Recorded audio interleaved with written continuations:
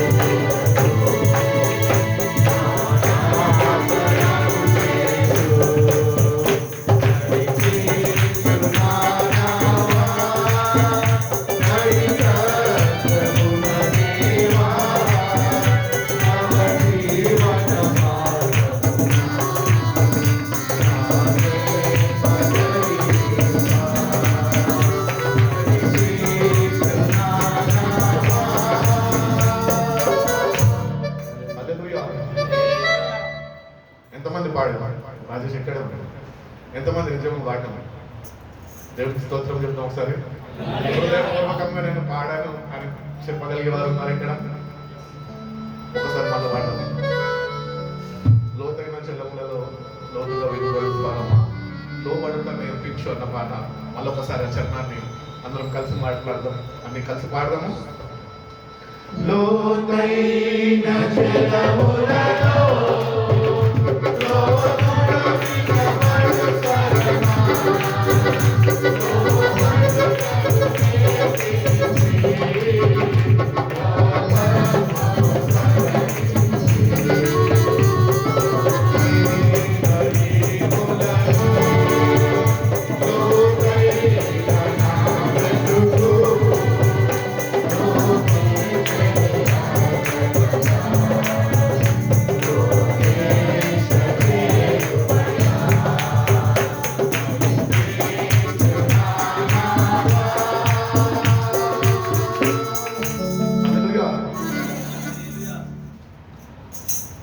దేవుని సన్నిధికి వచ్చిన మనం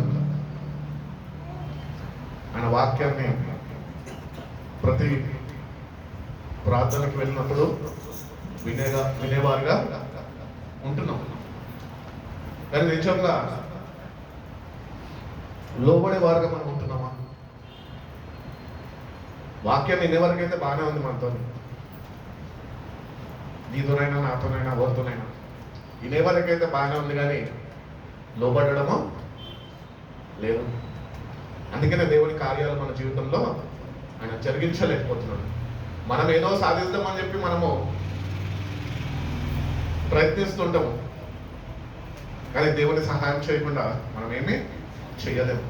కాబట్టి ఈ పాటలో చక్కగా భక్తులు రాసిన పాట ఏంటంటే, లోబడుట నేర్పించు.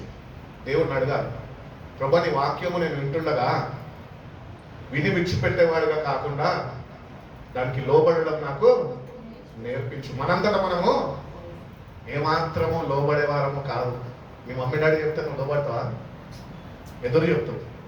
దేవుని వాక్యానికి కూడా మన జీవితం అట్లనే ఉన్నది. ఎదురు తిరిగి వాక్యం ఏమైతే బోధింపబడుతున్నదో దానికి విరుద్ధంగా మనము జీవించేవారమై ఉంటాం. కాబట్టి దేవుని సన్నిధికి వచ్చిన మనము లోబడుట నాకు నేర్పించు ప్రభువా అని ఆయన బ్రతిమలాడుకోవాలి. ఒబీడియంట్ స్పిరిట్ దేవుడు మనకి ఇస్తేనే మనం లోబడగలుగుతాం. హల్లెలూయా. కాబట్టి obedience is from God, disobedience comes from the devil. కాబట్టి వాక్యాన్ని వినేస్తున్నాను, నేను క్రైస్తవుడినే, మందిరానికి వెళ్తున్నాను, మందిరంలో పాల్గొంటున్నాను, అంతా బాగానే ఉంది అనుకుంటే నా జీవితంలో దేవుని వాక్య ప్రకారం మనము దానికి లోబడకపోతే మనం దాన్ని ధిక్కరిస్తున్నాము. అందుకనే దేవుని సహాయము మనం పొందుకోవాలి. దేవుని సన్నిధికి వచ్చినప్పుడు ఆయన సహాయము మీద ఆధారపడడానికి రావాలి. మనం you have to completely depend on him. సంపూర్ణంగా ఆయన మీద ఆనుకోవాలి. అటు సావాసంలో ఉన్నప్పుడే లోబడే మనసుని దేవుడు నీకు ఇస్తాడు. మెడవంచని వారంట ఇశ్రాయేలు ప్రజలు దేవుని మీద తిరుగుబాటు చేస్తారు. అన్ని పొందుకుంటున్నారు, అంతా బాగానే ఉంది, మొరబెడుతున్నారు, ఆయన ఉత్తరం ఇస్తున్నాడు, సమృద్ధితో నింపుతున్నాడు, అరణ్యం అని కాక ఏ మార్గం అని కాక ఆయన నడిపిస్తూ వస్తున్నాడు, ఆయన నడిపిస్తూ వస్తున్నాడు. కానీ ఈ ప్రజలు ఏం చేస్తున్నారంటే వీళ్ళు ఆయనకి లోబడలేదంట. యాత్ర బాగానే ఉంది, మాట విన్నారు. ఎప్పటి వరకు మనం లోబడాలంటే అంతము వరకు మనము లోబడే వారమై ఉండాలి వాక్యానికి. ఏదో ఒక మనిషికి కాదు, ఒక సేవకుడికి కాదు, మనం దేవుని వాక్యానికి లోబడే వారమై ఉండాలి. వాటిని ప్రార్థించుకుందాము. ఏమనంటే, ప్రభా లోబడే మనసుని నాకు అనుగ్రహించయ్యా, నీ సన్నిధిలో వేచి ఉండి నీ మాటకి లోబడే కృపను నాకు దయచేయి ప్రభా అని మనం ఎప్పుడైతే వాక్యానికి లోబడతామో ఆ వాక్యము మనల్ని ఫలిస్తుంది. హల్లెలూయా. ఈరోజు వాక్యం వినే వరకే విశ్వాసం అనుకుంటున్నాం, కానీ నీ విశ్వాసం లోబడితే అధికపరచబడుతుంది. హల్లెలూయా. కాబట్టి ఫెయిత్ ఉంటే సరిపోదు. Your faith has to be increased day by day as you have fellowship with him, with his word, with his spirit. ఆయన వాక్యముతోని ప్రార్థనలో పరిశుద్ధాత్మ సహవాసంలో నువ్వు ఉండగలిగితే కనుక నీ విశ్వాసము అంచెలంచెలుగా అధికపరచబడుతుంది. ఇంకోటి, God requires only one thing from us. ఏంటి తెలుసా? ఒబీడియన్స్. ఈరోజు నువ్వు ఒబే చేయకుండా దేవుని మాటకి ధిక్కరించి ఇష్టానుసారంగా మనం జీవిస్తున్నామేమో, కానీ దేవుడు మనం ప్రేమించాడు కనుక ఇంకా ఆయన ఉగ్రతని మన మీద పంపక మనల్ని కాపాడుతూ నేటికన్నా యథార్థ హృదయవంతులై మనమైన సన్నిధికి వచ్చిన మనము, ప్రభువా నీ మాటకి లోబడే వ్యక్తిగా నన్ను మార్చయ్యా, లోబడే మనసుని నాకు దయచేయి ప్రభు అని ప్రభు దగ్గర నుంచి పొందుకుంటే అప్పుడు మన జీవితంలో ప్రభు యొక్క సావాసం ఏంటో మనం వ్యక్తిగతంగా తెలుసుకోగలుగుతాం. సంఘపరంగా కాదు. సంఘపరంగా ఎక్కడ ఇద్దరు ముగ్గురు నా నామంలో కూడుకుంటారు, అక్కడ ఉంటాడు ప్రభు, ఉంటాడు కాదు, ఉన్నాడు.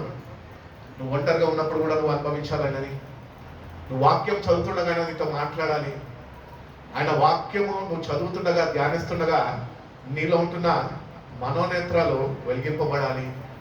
ఈ లోకం నుంచి నీ దృష్టి మారి ఆయన రాజ్యం మీదకి నీ దృష్టిని నింపేవాడిగా ఉండాలి. అట్టి పరిశుద్ధాత్మ సావాసంలో మనము బలపరచబడాలి. అట్టి సావాసంలో మన జీవితాలు స్థిరపరచబడాలి. ఎందుకంటే ఈ లోకం శాశ్వతం కాదు. ఈరోజు మనం ఉన్నాము, రేపు ఉండకపోవచ్చు, బహుశా రేపటి దినం మనది కాదు అని వాక్యంగా శ్రమిస్తుంది. కానీ మన జీవితాన్ని వాక్యం అనే అర్థంలో ఒక్కసారి కానీ పరిశీలన చేసుకుంటే కనుక మనము రేపటి గురించి ఆలోచించే వారుగా మనం ఉంటున్నాము. హల్లెలూయా. అంటే దేవుని వాక్యానికి భిన్నముగా జీవిస్తున్నాము కాదు. నాకు అవసరం లేదు, నా ఫ్యూచర్ నాకు తెలుసు, నా ప్లాన్స్ ఏంటో నాకున్నాయి. నీ ప్లాన్స్ ఉండొచ్చు నీకు, కానీ అవి నీ జీవితంలో ఫుల్ఫిల్ కావాలంటే ఆయన నీతో ఉండాలి. హల్లెలూయా. ఆయన నీతో ఉండాలి. ఆయన నీతో ఉండాలంటే నువ్వు ఆయనకి లోబడే వ్యక్తిగా నీ జీవితాన్ని నువ్వు మార్చుకోవాలి. కాబట్టి మన జీవితాల్లో ఇప్పటి వరకు ఎన్నోసార్లు వచ్చి ఎన్నో వాక్యాలు విన్నాం. దేవుడు ఎన్నోసార్లు మనని ఆయన వాక్యము ద్వారా ఆయన మనల్ని బలపరిచాడు, స్థిరపరిచాడు, మనల్ని ప్రోత్సహిస్తున్నాడు, పురిగొల్పుకుంటున్నాడు, అట్టి రీతిగానే ధైర్యపరుస్తున్నాడు, మనల్ని బలపరిచి ఆయన నడిపిస్తున్నాడు. కాబట్టి ఇంతకాలం మనం ఆయనకు లోబడనప్పటికీ కూడా ఆయన ఇంత చేస్తున్నాడే, నేటికన్నా మనం ఆయనకి లోబడతామేమో అని ఎదురు చూస్తున్నాడు ఆయన. కాబట్టి దేవుని సన్నిధికి వచ్చిన మనము ఆయనకి లోబడటం అంటే నేర్పించి ప్రభు. భక్తులందరూ లోబడ్డారు కనుకనే మహాభివృద్ధిగా ఆశీర్వదింపబడ్డారు, మహా సైన్యంగా మార్చబడ్డారు. ఎందుకు? Because of obedience. అబ్రహాం ఆశీర్వదింపబడడానికి కారణం ఏంటి తెలుసా? లోబడ్డాడు. ఈరోజు నీ జీవితంలో మందిరానికి వచ్చి ప్రార్థనలు చేయించుకుంటున్నామో, ఉపవాసాలు ఉండి నువ్వు ప్రార్థన చేస్తున్నావేమో, కన్నీళ్ళు విడుస్తున్నావేమో, సమస్యలకు పరిష్కారం కొరకు దేవుని సన్నిధిలో వేచి ఉంటున్నావేమో, అవి ఇంకా నీ జీవితంలో నెరవేర్చబడతలేదు అంటే ఏమి లోపిస్తుంది తెలుసా? ఒబీడియన్స్ లోపిస్తుంది నీలో. నీ ఒబీడియన్స్ నీలో ఉంటే కనుక అది తప్పక నీలో ఫలిస్తుంది. ఆ బ్లెస్సింగ్స్ తప్పక దేవుడు నీకు అనుగ్రహిస్తాడు.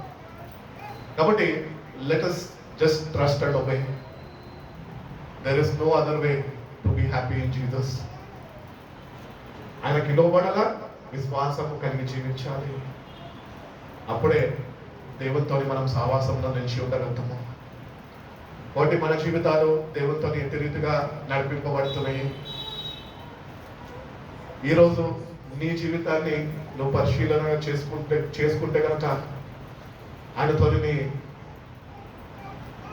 ప్రయాణము సరైన రీతిలో ఉన్నదా, లేకపోతే ప్రమాదం ఏమన్నా నీ దారిలో ఉన్నదా? అపవాది ప్రమాదాన్ని కలగజేస్తాడు. నువ్వు ఎక్కడైతే డిజోబీడియన్స్ చూపిస్తావో అక్కడ ప్రమాదానికి గురవుతావు. ఆ స్థితిగతుల్లో కానీ నేను ఈ లోకాన్ని విడిచిపెట్టి మరణిస్తే విత్ యువర్ డిజోబీడియన్స్ నువ్వు పొందుకున్న రక్షణను పోగొట్టుకుంటావు. కాబట్టి దేవుడిని అడుగుదాము, రక్షణ చాలా విలువైనది. దాని విలువ ఏంటో మనం తెలుసుకుంటున్నామా? ఈ క్షణాలను నువ్వు చనిపోతే నీకు శుభప్రదమైన నిరీక్షణ ఉన్నదా? దేవుని రాజ్యానికి చేరుతామన్న నిశ్చయత నీకున్నదా? ఒకవేళ లేకపోతే కనుక దేవుని దగ్గరకు వచ్చిన మనము ఆయన చెప్తాం, ప్రభువా నా డిజోబీడియన్స్ ద్వారా నేను పొందుకున్న రక్షణ నేను ఏమాత్రము పోగొట్టుకోకుండా ఉండడానికి నువ్వు కృపను చూపయ్యా, సహాయం చేయయ్యా, బలహీనుడయ్యా నేను అని దేవుడిని అడిగితే నువ్వు ఆయనని అడుగుతున్నావు కనుక, ఆయన జ్ఞాపకం చేసుకుంటున్నావు కనుక ఆయన తప్పగా నీ స్వరము, నీ ప్రార్థన విని నీలో ఉంటున్న డిజోబీడియంట్ స్పిరిట్ ని పారదవుతాడు. ఒబీడియంట్ స్పిరిట్ ని ఆయన నీలోనికి ఆయన పంపిస్తాడు. ఒకటి, పరిశుద్ధాత్మకు విధేయులై ఉండాలి. మనము వాక్యానికి విధేయత చూపినప్పుడేదో పరిశుద్ధాత్మని కలిగి జీవించగలుగుతావు. పరిశుద్ధాత్మకి విధేయుడై నువ్వు లోబడి ఉండగలుగుతావు. కాబట్టి విధేయత లేకపోతే వర్తిల్లలేవు. ఎంతకాలం ఉన్నా కూడా ఆశీర్వదింపబడతలే. ఎందుకు కారణం? Because of your disobedience. కాబట్టి దేవుడి దగ్గరకు వచ్చి మనం ఆయన దగ్గరికి, ఒబీడియన్స్ స్పిరిట్ నాకు కావాలి ప్రభా, అది నాకు అనుగ్రహించు, బ్రతిమలాడుకోవాలి, అది పొందుకోవాలి. ఎప్పటి వరకు అంటే నువ్వు వాక్యానికి లోబడి ఆ ప్రకారం జీవించేంత వరకు నీకు అది ఒక విజ్ఞాపనగా మారిపోవాలి. ఒకసారి ప్రార్థన చేసి వదిలేస్తే దేవుడు ఇచ్చేయలేడు. ఆసక్తి కొద్దిని బట్టి దేవుడు అనుగ్రహిస్తాడు. కాబట్టి దేవుని దగ్గరకు వచ్చి మనం let us obey his word. ఆయన యందు సంపూర్ణమైన నమ్మిక నింపుదాము. ఎందుకంటే ఆయన మనం ప్రేమించాడు, ఈ భూమిపైకి దిగి వచ్చాడు, రక్షణని మనకి ఇచ్చాడు. మళ్ళా ఆయన పునరుద్ధరణలో తిరిగి ఎట్టి రీతిగా అయితే వచ్చాడో అట్టి రీతిగానే సాక్షుల ముందు శిష్యులు, అనగా వాళ్ళ ఆయనకి సాక్షులు, వాళ్ళ ముందే ఆరోహణమై వెళ్ళిపోయారు. ఆరోహణమై వెళ్ళిపోతున్నప్పుడు వాళ్ళు అంటున్నారు, ఆ శిష్యులు ఆయనకి తేరు చూస్తుంటే, ఆయన ఎత్తమాడుతుండగా దేవుని రాజ్యంలోనికి వాళ్ళు తేరు చూస్తుంటే అక్కడ దేవదూతలు వచ్చి చెప్తుంటే, ఏంటంటే ఎందుకు మీరు అట్ట తేరు చూస్తున్నారు? ఏసైతే మీ కొరకు వచ్చి మీ పాపాల నిమిత్తము మన ప్రాణాన్ని ధారపోసి రక్తాన్ని చిందించి మిమ్మల్ని క్షమించి మృతం చేయడం తిరిగి లేచి ఆరోహణమై వెళ్తున్నాడు, అట్టి రీతిగానే ఆయన రాబోతున్నాడు. కాబట్టి రాకడ అనేది it is a global event. ఎవరికి తెలియదు, కేవలము విశ్వాసులకు మాత్రమే, దేవుని బిడ్డలకి మాత్రమే, విధేయత చూపిన వారికి మాత్రమే రాకడ, క్రైస్తులకి కాదు. లోబడతావా? దేవుని రాకడలో ఉంటావు. నువ్వు లోబడకపోతే కనుక దేవుడు రాకడలో నువ్వు విడవబడిపోతావు. కాబట్టి ఇంత భక్తి చేసి ఏమి లాభం? అందుకని తెలుగులో సామెత ఉంటుంది కదా, ఇంత బతికి ఇంటికి వెళ్ళి ఊరేసుకొని వచ్చినాడు అన్నట్టు మన పరిస్థితి కూడా ఉందేమో ఈరోజు. కాబట్టి రక్షణ పొందుకున్న మనము మన మనసుని ఈ లోకం మీద నింపక ఆయన మీద నింపుదాము. ఇంత గొప్ప భాగ్యాన్ని ఇచ్చాడు, మందిరానికి రాగలుగుతున్నాము, దేవుని సన్నిధిలో ఆనందించగలుగుతున్నాము, ఆయన సావాసంలో బలపరచబడుతున్నాము, ఇంత చేస్తున్నాము. కానీ ఆయన రాకడలో ఎత్తపడకపోతే ఏంటి పరిస్థితి? మనం సెల్ఫ్ ఎగ్జామిన్ చేసుకోవాలి. ఎవరికి వాళ్ళు. మా అమ్మ అదే చెప్తా ఉంటుంది, బోధిస్తే వాక్యం సరిపోదు, ప్రార్థన చేసుకుంటే సరిపోదు. Self examine your self. నిన్ను ఎగ్జామిన్ చేసుకో. ఎట్లుంటున్నాం మనం? ఆయన రాకడగానే ఈరోజు నిజంగా ఉంటే కనుక ఎత్తపడే సంఘంలో ఉన్నామన్న నిశ్చయిత మనకు ఉన్నదా? అంటే విశ్వాసం మనం ఉన్నామా? అంటే సావాసంలో ప్రభుత్వం ఉన్నామా? అంత విధేయత చూపగలుగుతున్నామా? లేదు. లోకం వైపు పరుగులు తీస్తున్నాం. లోకమై శాశ్వతం అనుకుంటున్నాం. లోకం నీది కాదు బిడ్డ. దేవుడు చెప్తున్నాడు వాక్యం కాదు, అపవాదిది. లోక అధికారి ఉన్నాడంట ఒకడు. అంటే దేవుడు అధికారి కాదా? కాదు. ఈ లోకము దాని ఆశలు గతించిపోతే కానీ దేవుని చిత్తము నెరవేర్చేవాడు మాత్రమే నిరంతరము నిల్చును అని వాక్యం చెల్లిస్తుంది. దేవుని చిత్తం ఏమై ఉన్నది తెలుసా? నువ్వు ఆయన రక్షకుడిగా అంగీకరించాలి, ఆయన అనుగ్రహించిన రక్షణను పొందుకోవాలా, నీ జీవితాన్ని మార్చుకోవాలా, మార్మంతు చెందాలా, ఆయనకి విధేయత చూపాలి. నువ్వు ఆయన రాకడలో ఆయనతో ఉండాలి, అది దేవుని చిత్తము. అందుకని ఆయన ప్రాణాన్ని దారిపోసాడు. ఏదో నేను సంఘంలో చేసేదానికి ఆయన ప్రాణం దారిపోయలేదు. లేకపోతే సంఘ సభ్యుడిగా నువ్వు ఉంటావనేది ఆయన నీ కొరకు ప్రాణం దారిపోయలేదు. ప్రాణం మన కొరకు ఎందుకు దారిపోసాడు తెలుసా? ఆయన ఎందుకు విశ్వాసం ఉంచి నిరీక్షణ కలిగిన వారమై ఆయన రాక కొరకు వేచి చూసే అనుభవంలో మనము ఉండాలి అని దేవుడు కోరుకుంటున్నాడు. అందుకొరకు ఆయన ప్రాణం పెట్టాడు. దేవుడు మనం ఎంతగా ప్రేమించాడు. నన్ను ఎంతగానో ప్రేమించేవాళ్ళు పాట పాడుకున్నామే.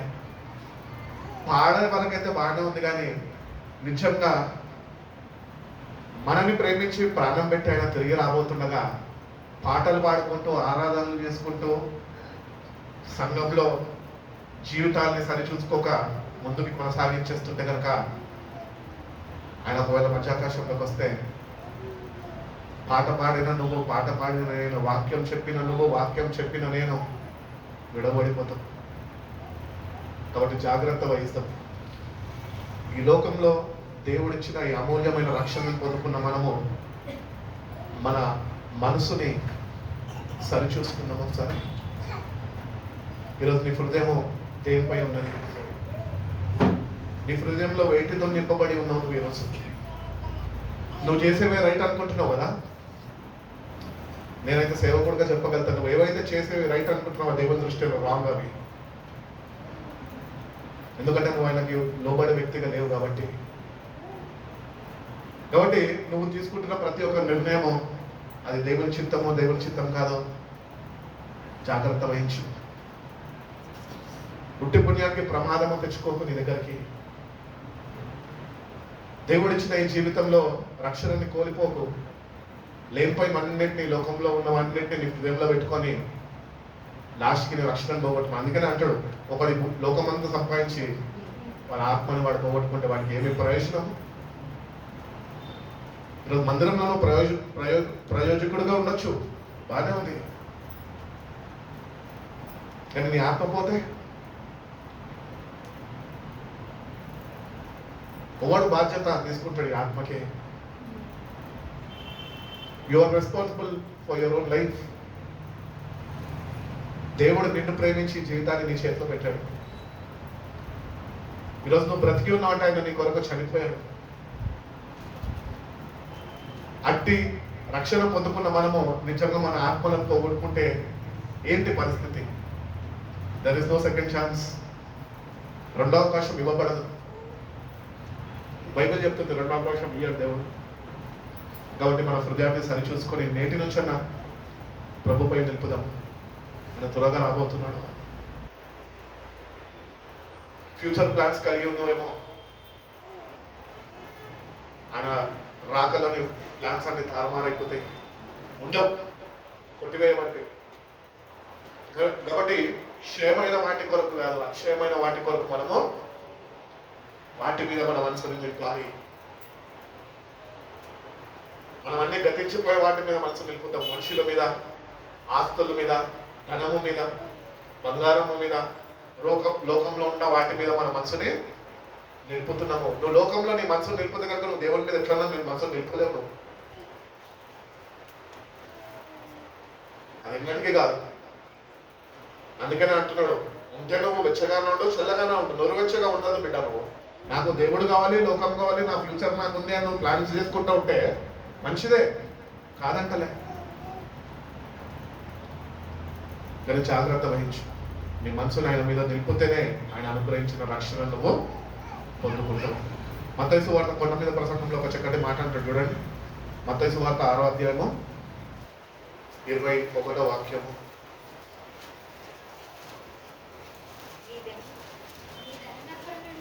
నీ ధనము ఎక్కడ ఉండునో అక్కడే నీ హృదయం ఉండును.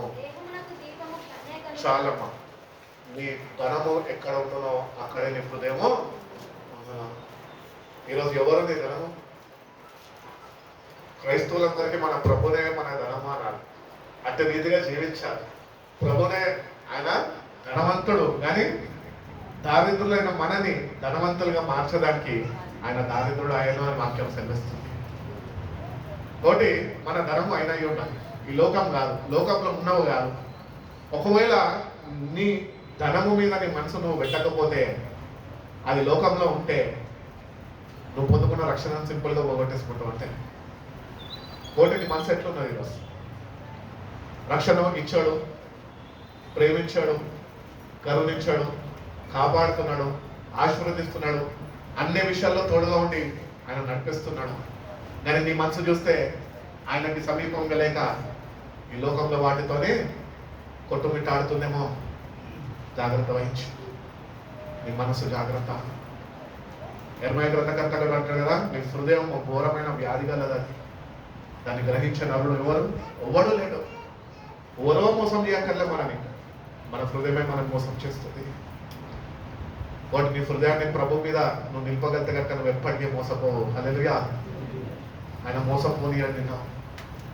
అపవాది నిన్ను మోసం చేస్తాడు, లోకం చూపిస్తాడు, ఆకర్షిస్తాడు, ధనము చూపిస్తాడు, ఆస్తులు అంతస్తులు చూపిస్తాడు, ఆకర్షిస్తాడు. నీ మనసుని వాటి వైపు తిప్పేస్తాడు వాడు. నీకు తెలియకుండానే నువ్వు అనుకుంటావు, నేను చర్చ్లో ఉన్నా కదా, చర్చ్లో వాడబడుతున్నా కదా, నేను చర్చ్కి వెళ్తున్నా కదా, ప్రార్థనలలో ఉంటున్నా కదా, ఉపవాసాలు చేస్తున్నా అంటున్నావు, కానీ నీ మనసు అంతా ఎక్కడ ఉన్నది తెలుసా? లోకంలో ఉన్నది. నీకు తెలియకుండానే అదో మాయలో పడిపోయి నువ్వు వచ్చి అనుకుంటున్నాము దేవుణ్ణి ఆరాధిస్తున్నాము, దేవుణ్ణి సేవిస్తున్నాము. ఆయన ఎవరు తెలుసా? మన దేవుడు హృదయాంతరంగాలు ఎరిగినవాడు అంట ఆయన. కాబట్టి ఇక్కడికి వచ్చి ఏదో ఆయనకి ప్రార్థన చేసేసి వెళ్ళిపోయినంత మాత్రాన ఆయన మనని అంగీకరించలేడు. ఎవరిని ఆయన అంగీకరిస్తాడు తెలుసా? పాపులైన మనని, నిజమైన పశ్చాత్తాప హృదయంతో మారు మనసు చెందిన మనము ఆయన దగ్గరికి వెళ్ళి ఆయనని బట్టి మనం జీవించడం ప్రారంభిస్తే అప్పుడు మనం ఆయనకి అంగీకారంలో ఉండగలుగుతాం. Then he can accept you. అంగీకారముగా లేకపోతే ఆయన రాకలో నిన్ను తీసుకొని వెళ్ళడు. You have to be acceptable in his sight. త్వరగా వచ్చుచున్నా అన్నాడు. ఎవడు చేసిన పనికి కొద్ది వారి జీతము వానికి ఇవ్వడానికి వస్తున్నాడంట. ఈరోజు బహుశా నీ కంపెనీలు జీతాలు ఇస్తున్నాయేమో, షేర్మైన వారి కంపెనీ మూత పడితే నీకు ఉద్యోగం పోతుంది, జాగ్రత్త. అవునా? ఫిలిప్ అని అంటున్నాడు కాదు, ఫ్యాక్ట్ అది. కానీ దేవుడు అంటున్నాడు, రక్షణ పొందుకున్న మనతోని మీకు క్షయమైనవి కాదు కానీ నేను అక్షయమైనవి ఇవ్వబోతున్నాను. దాని కొరకు మీరు వేచి ఉండాలి. మీ మనసుని వాటిపై మీరు నిలపాలి. భక్తుడైన పౌలు చక్కటి మాట కొలసీ సంఘంలో అంటూ ఉంటాడు, పైనున్న వాటినే మీరు ఒకవేళ క్రీస్తుతోని కూడా మీరు లేపబడిన వారైతే, అంటే క్రీస్తు కొరకు లోకానికి చనిపోవాలి, క్రీస్తు కొరకు మళ్ళా లేపబడాలి. ఒకవేళ అంటే క్రైస్తుడివి నువ్వు నేనైతే మనమంట పైనున్న వాటినే వెతకాలంట. ఎందుకంటే కింద ఉన్న వాటిని దేవుడు మనకి ఇస్తాడు. హల్లెలూయా. అందుకనే అంటున్నాడు, మొదట నా నీతిని రాజ్యాన్ని వెతుకును, నీకేం కావాలో ఇస్తా. ఎవరి దగ్గరకు పోయి అడగక్కర్లే నాకు ఈ అవసరం ఉన్నదని. ఆయన అడుగు. ఆరాధన చేస్తున్నావు, ప్రార్థన చేస్తున్నావు, ఉపవాసాలు ఉంచున్నావు, ఎందుకు మనుషుల వైపు చూస్తున్నావు? దేవుని వైపు చూడు. ఇవ్వడా? ఆయన ఎవరిని త్రోసివేసే దేవుడు కాదు అని వాక్యం చదివిస్తుంది. నువ్వు ఎంత ఘోర పాపివైనప్పటికీ ఆయన నిన్ను చేర తీసుకుంటాడు అని వాక్యం చదివిస్తుంది. మరి ఆయన అడగడం నేర్చుకో, అడిగిన నువ్వు ఆయన దగ్గర నుంచి పొందడం నేర్చుకో. ఎందుకు గతి లేని వానిగా, దేవుడు లేని ప్రజలుగా నువ్వు జీవిస్తున్నావు? నీ హృదయం నిన్ను మోసం చేస్తుంది, నీకు అర్థమైతలేదు. అందుకని నేటి నుంచి నీ హృదయాన్ని ఆయన మీద నిలిపేవారుగా మనం ఉండాలి. బైబిల్ చెప్పుచున్నది, మీరు అనగా మనం, మీరు అంటే మళ్ళీ మిమ్మల్ని ఉద్దేశించిన అనుకుంటాం. మనము ఎవరము? యాత్రికులము, ప్రయాణికులము, బాటసారులము. కొద్ది కాలం ఈ లోకంలో ఉంటాము, ఈ యాత్రని ముగించుకొని మన గమ్యస్థానం అంటూ ఒకటి ఉన్నది, దేవుడు మన కొరకు సిద్ధపరిచింది. అందుకనే యోహాను సువార్తలో కూడా అంటాడు, నీ హృదయాన్ని నువ్వు 14వ అధ్యాయంలో, నీ హృదయాన్ని నువ్వు కలవరపడనీయొద్దు, నా తండ్రి ఇంట అనేకమైన ఉన్నాయి గృహాలు. గృహము కాదు, గృహాలు అనేకులకి, దేవుని ప్రజలకి సిద్ధపరచబడినవి. వాటి కొరకు నువ్వు ఉండాలి, వాటి కొరకు నువ్వు నీ ప్రయాణాన్ని కొనసాగించాలి. ఈ లోకంలో ఉద్యోగం సంపాదించి, లేకపోతే ఈ లోకంలో నేను వర్ధిల్లి, ఈ లోకంలో దేవుడు నన్ను ఆశ్రయించడని సాక్ష్యాలు చెప్పుకోవడం కాదు. ఏది ఏమైనప్పటికీ నీ మనసును ఆయన మీద నిలపకపోతే కనుక నువ్వు దేవుని రాజ్యంలోనికి, ఆయన నీ కొరకు, నిన్ను ప్రేమించి నీ కొరకు సిద్ధపరిచిన స్థలము నువ్వు పొందుకోలేకపోతావేమో. జాగ్రత్త. ఏది శాశ్వతం కాదు. ఎవరు మనతో రాలేదు, ఎవరు మనతోనే పోయేటప్పుడు రాదు.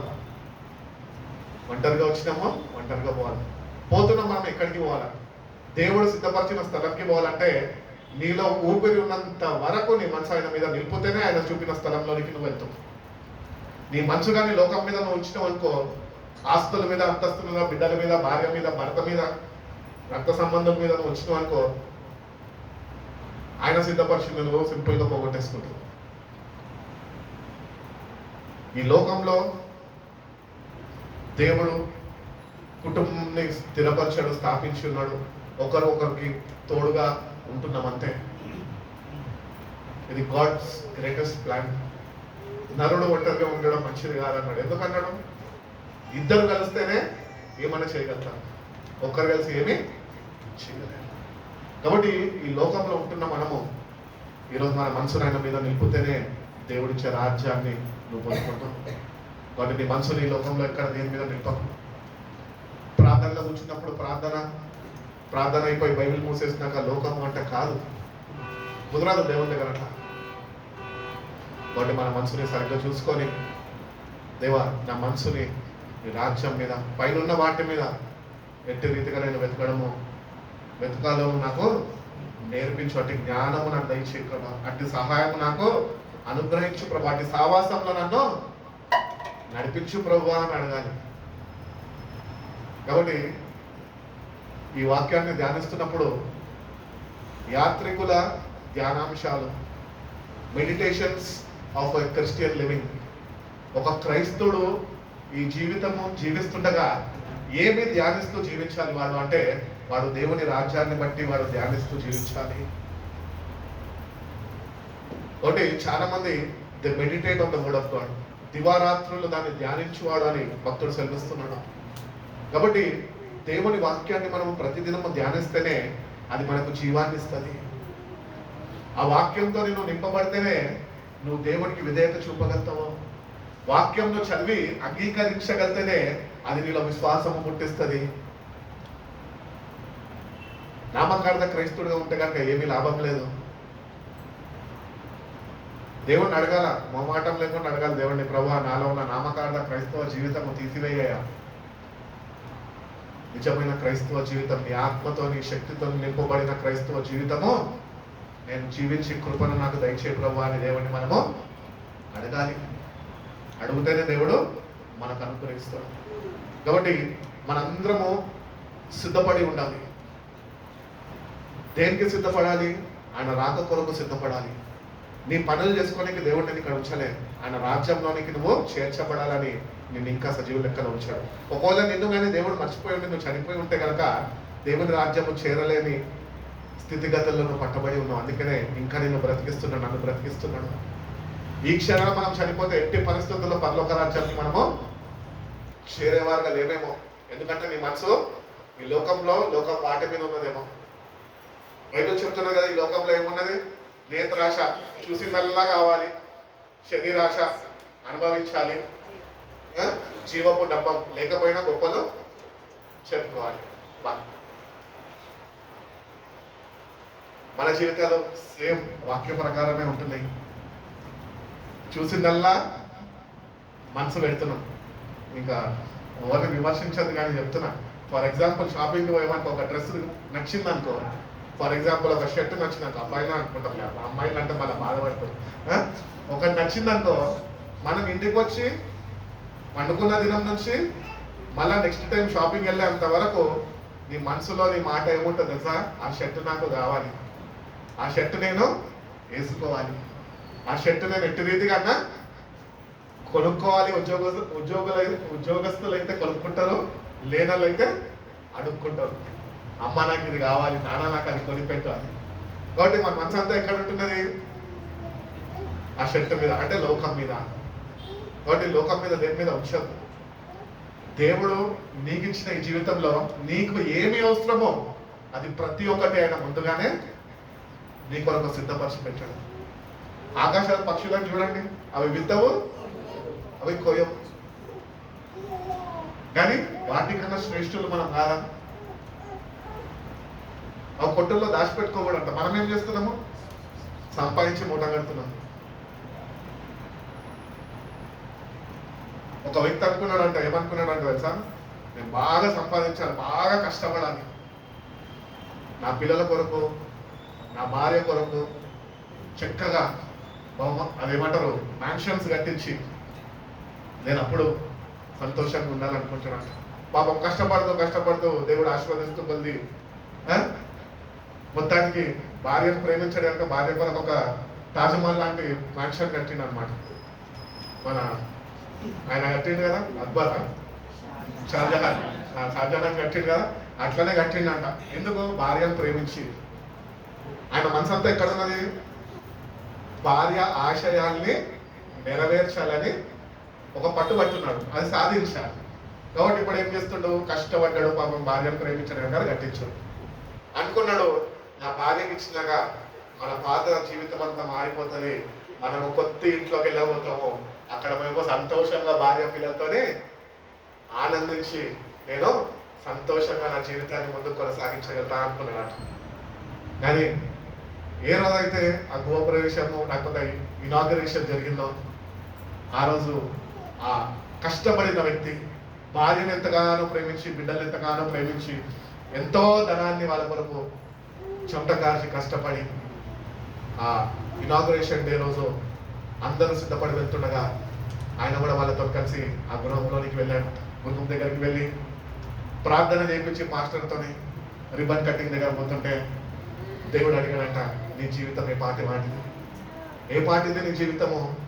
ఇంత చేసావు, పాస్టర్లను పిలిచావు, ప్రార్థనలు పెట్టించుకుంటున్నావు, కానీ నీ మనసు అంతా నువ్వు నీ వారి మీద నువ్వు ఉంచావు, కానీ నా మీద నువ్వు ఉంచలేదు కనుక నీ సమయము ముగింపబడ్డది. అడుగు పెట్టకుండానే బొద్దరగడ్డకి తీసుకుపోయారండి. ఎక్కడికి తీసుకుపోయారంటే బరియల్ గ్రౌండ్కి తీసుకొని వెళ్ళిపోయారు. ఈరోజు మన జీవితాలు కూడా అంతే.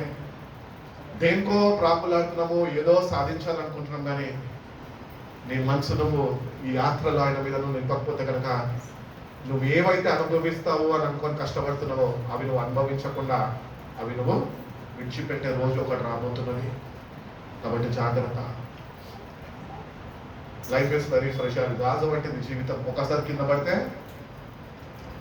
దేనన్నా అంటించచ్చు, కానీ గాజు ముక్కలని అంటించలేము. మన జీవితం కూడా అంతే. నీటి మీద పొడిగా వంటిది. ఇంతలోనే కనబడి అంతలోనే మాయమైపోతుంది. నేను అనుకున్నాను ఈ వ్యక్తిని గురించి ధ్యానిస్తున్నప్పుడు ఏంటంటే, ఎన్నో కలలుగానే ఉంటాడు, ఎంతో సంతోషంగా కుటుంబాంతో జీవించాలని ఎన్నో ఆశలు కలిగి ఉంటాడు, కానీ దేవుని మీద మనసు నిలుపక నామకార్థ క్రైస్తవుడిగా జీవించి లోకం మీద మనసు నిలిపి తోటి వారికి అంటే రక్త సంబంధాలకి కట్టుకున్న వారికి నేను సాధించాలని సాధించి ఆఖరికి దేవుడిచ్చిన రక్షణని పోగొట్టుకున్నాడు. ఈ వ్యక్తి ఇన్ని ఆలోచించిన వ్యక్తి ద వెరీ సెకండ్ కన్ను మూసినాక కళ్ళు ఎక్కడ తీసుకుంటాడండి? నరకంలో. అప్పుడు ఈ ఆలోచనలన్నీ ఆవిరైపోతాయి. అర్థమవుతుందా? నీ ఊహలన్నీ ఆవిరైపోతాయి. ఏంటి నేను ఇక్కడ ఉన్నా? ఎవరేం చేయలేనప్పుడు మన జీవితాలు కూడా అట్లనే ఉన్నాయి. కాబట్టి మన మనసుని ప్రభు మీద మనము నిలిపే వారిగా మనం ఉన్నాం. హెబ్రీయులకు రాసిన పత్రిక ఒకసారి చూడండి.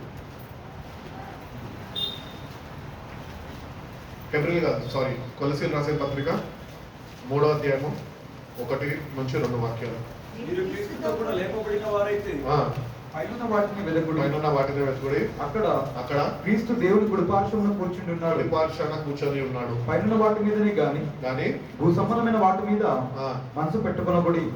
ఎలాగనగా చాలండి. క్రైస్తవుడు ఎప్పుడూ దూరదృష్టి కలిగిన వాడై దేవుని రాజ్యం మీద వాడు మనసును నిలిపాలి. లోక దృష్టి క్రైస్తవుడిలో ఉంటే, లోకాన్ని క్రైస్తవుడు చూసేవాడుగా ఉంటే దేవుడు అనుగ్రహిస్తున్న పరలోకాన్ని వాడు పోగొట్టుకుంటాడంట. కాబట్టి పొందుకున్న రక్షణ పోగొట్టుకోకూడదు అంటే లోకం వైపు చూడద్దు, లోకం మీద మన మనసు నిలపద్దు, లోకంలో ఉన్న వాటిని మనం ప్రేమించద్దు. దేన్ని ప్రేమించాలి? దేవుణ్ణి ప్రేమించాలి. దేవుణ్ణి ప్రేమిస్తున్నామని నువ్వు ప్రూవ్ చేసుకోవాలి. You have to B obedient child of God. దేవుడు చెప్పిన రీతిగానే పైన వాటి మీద నీ మనసు ఉండాలి. ఎందుకంటే నీ మనసును ఎరిగిన వాడైనా. నా మనసులో ఉందో నీకేమైనా తెలుసా? తెలియదు, ఆయనకు తెలుసు.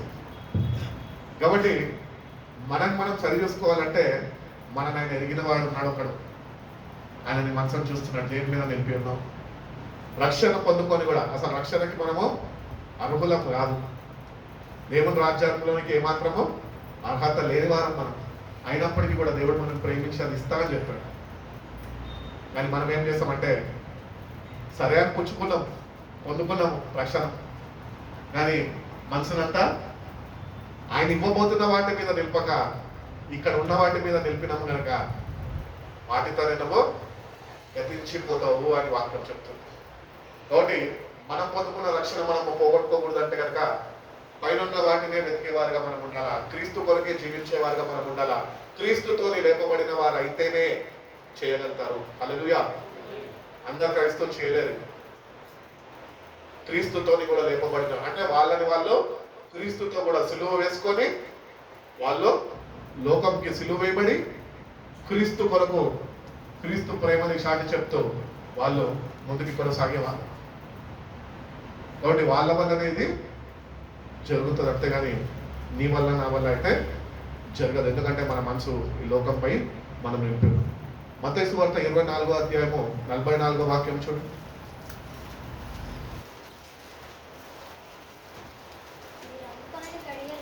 మీరు అనుకోని గడియలో మనిషి కుమారుడు వచ్చును గనుకనే మీరును సిద్ధముగా ఉండుడి. చాలా మంది ఇంగ్లీష్ బైబిల్ చెప్తుంది, so you all must be ready because the son of man will come at an hour when you do not expect him. ప్రభు వస్తాడని మనందరికీ క్రైస్తవులకు తెలుసు, కానీ ఎప్పుడు వస్తాడన్నది మనకు తెలియదు. ఆయన ఎప్పుడైనా రావచ్చు అని బైబిల్ చెప్తుంది. సో బైబిల్ ఇట్టి రీతిగా ఒక మనిషిని ప్రశ్నల మధ్య విశ్వాసంలో నడిపిస్తుంటే నువ్వు ఎట్లా నడుచుకుంటున్నావు? ఏ క్షణమైన నువ్వు అనుకోని క్షణంలో ఆయన వస్తాడు. అప్పుడు నీ మనసు కానీ ఆయన మీద పైన ఉన్న వాటి మీద లేకుండా భూ సంబంధమైన వాటి మీద ఉంటే సింపుల్ గా ఏం చేస్తాడు తెలుసా? ఎందరు మనసు అయితే ఆయన వైపు ఉన్నదో, ఆయన మీద ఉన్నదో, వాటి మీద ఉన్నదో, ఆయన ఇవ్వబోయే రాజ్యం మీద ఉన్నదో వాళ్ళని మాత్రమే రాకట్లో తీసుకుంటాడు. మిగతా వాళ్ళు లోకంలో విడబడిపోతారు. కాబట్టి వీ డోంట్ ఎక్స్పెక్ట్ యాక్సిడెంట్ అవుతుంది అని అనుకుంటామా? అనుకోకుండానే అవుతుంది. ఫోన్ చేసి ఏం చెప్తాము? ఫర్ ఎగ్జాంపుల్ నేను ప్రశాంత్కి ఫోన్ చేసి, ప్రశాంత్ రేపటి దినాన్ని నాకు యాక్సిడెంట్ అవుతుంది చెప్పగలుగుతానా? కానీ ప్రభు అంటున్నాడు, నేను మీకు చెప్పి ఉన్నాను ముందే, ఏ క్షణమన్నా ఏ నిమిషమన్నా నేను వచ్చేస్తా, ఎవరి క్రియల ప్రకారం వాటిని జీవితాన్ని గేరానికి వస్తున్నా అంటున్నాడు. కాబట్టి expect him to come any second. ఏ క్షణమైనా ప్రభు రావచ్చు అన్న ఉనికి కలిగి మనం ఉండాలి. ఏ క్షణమైనా రావచ్చు. ఆయన వచ్చినప్పుడు నీ తల్లి నీతో రాదు, నీ తండ్రి నీతో రాడు, నీ పిల్లలు నీతో రాడు, నీ భర్త నీతో రాడు, నీ భార్య నీతో రాదు. నీ మనసు ఆయన మీద ఉంటే నువ్వు ఆయనతో వెళ్ళిపోతావు అంతే. కాబట్టి నీ మనసుని చూడు ఒకసారి ఎట్లుందా. మనం ఎక్స్పెక్ట్ చేయని సమయంలో ఆయన ఒకవేళ వస్తే మన స్థితి ఏంటి?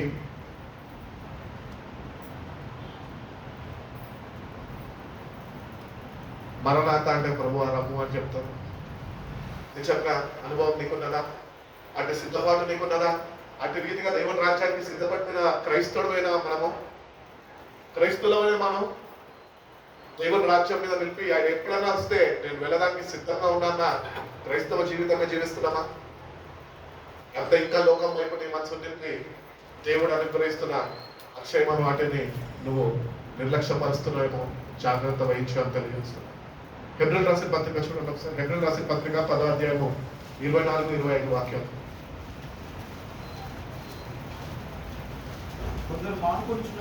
కొందరు మానుకొనుచున్నట్లుగా సమాజముగా కూడడము మానక ఒకరికొకడు హెచ్చరించుకొనుచు ఆ దినము సమీపించుట మీరు చూచిన కొలది మరి ఎక్కువగా అలాగు చేయుచు ప్రేమ చూపుటకును సత్కార్యము చేయుటకును ఒకరికొకరు పురికొల్పవలనని ఆలోచించము. కాబట్టి let us consider how we may spur us and others towards the love of good deeds, not giving by meeting up. సావాసంలో కలవాలి. సావాసంలో ఉన్నప్పుడు సావాసంలో బలపరచబడతాము. సావాసంలో ఉన్నప్పుడు అనేక ఆత్మీయులు దేవుని సన్నిధికి నడిపింపబడగలుగుతారు కనుక వాళ్ళని బట్టి దేవుడు మనల్ని ప్రోత్సహిస్తాడు. వాళ్ళ జీవితాన్ని బట్టి మనం కూడా ఒక సాక్ష్యాన్ని పొందుకోగలుగుతాము.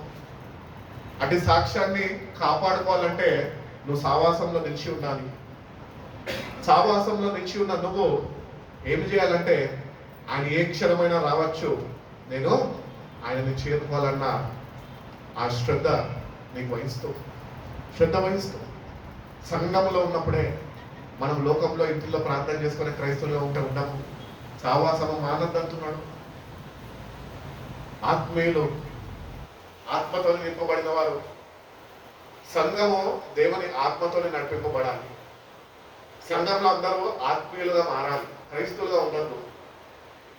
ఆత్మీయతలో ఎదగాలి, పరిశుద్ధతలో ఎదగాల, పవిత్రతలో ఎదగాల, దేవుని ప్రేమలో ఎదగాలి. అప్పుడే సంఘము స్థిరపరచబడుతుంది.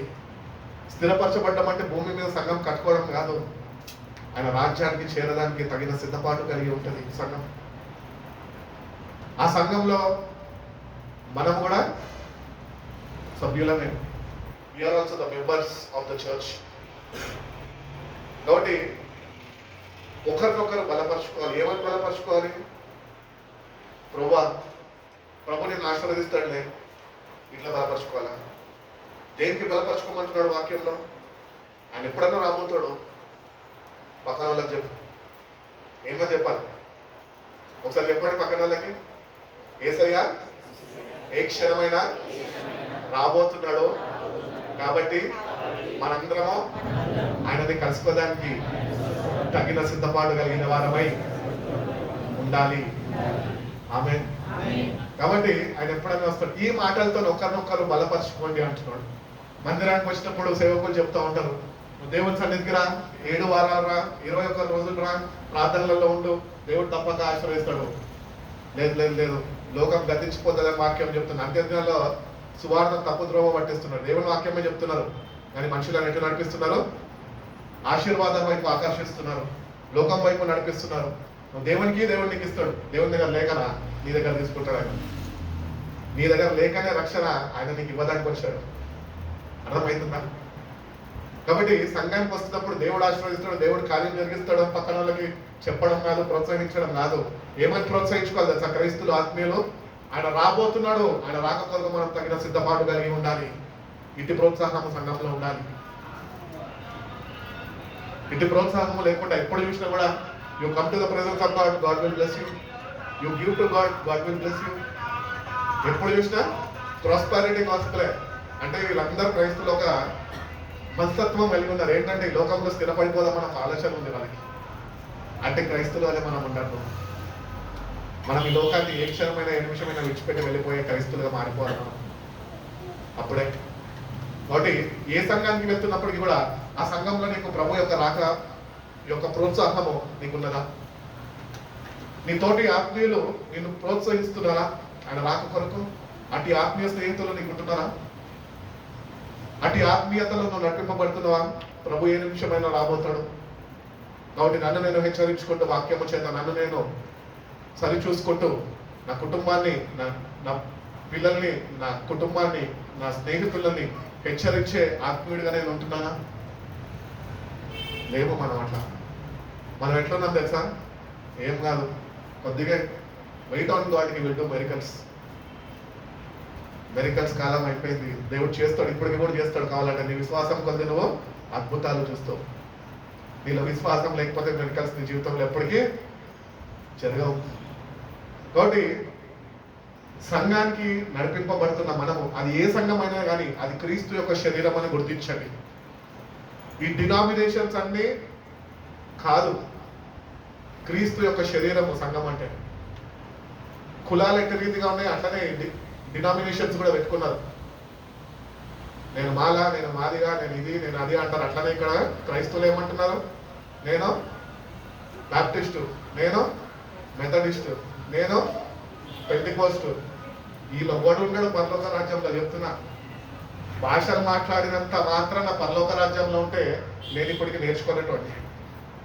అర్థమవుతుందా? కాబట్టి పొందుకున్న రక్షణ నుండిగా పోగొట్టుకోవద్దు.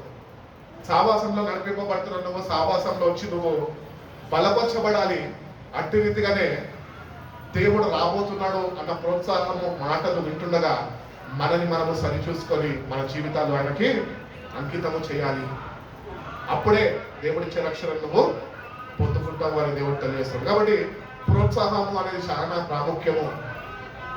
ఒకవేళ నువ్వు అనొచ్చు, నేను ఉపాధి దగ్గరికి వెళ్ళనండి, నేను ఒంటరిగానే ఉంటానండి, ఒంటరిగానే నా జీవితం నేను గడుపుతున్నా అండి అని నువ్వు అనొచ్చు. కానీ నువ్వు నిజంగా దేవుని వైపు చూడగలిగితే ఆయన వాక్యము ద్వారా, వాక్యమైన దేవుడు కనుక ఆయన వాక్యముతో నిన్ను ప్రోత్సహిస్తాడు. ఆత్మస్వరూపుడు కనుక ఆత్మతో నిన్ను బలపరుస్తాడు.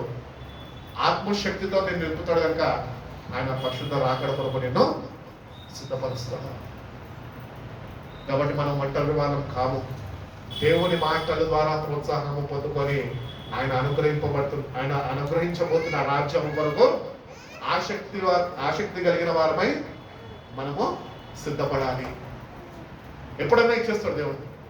ఇప్పుడు మీ హస్బెండ్ చెప్తుండొచ్చు, నేను నెక్స్ట్ బర్త్డే వస్తున్నప్పుడు నేను నీకు ఒక మంచి నెక్లెస్ ఇస్తాను.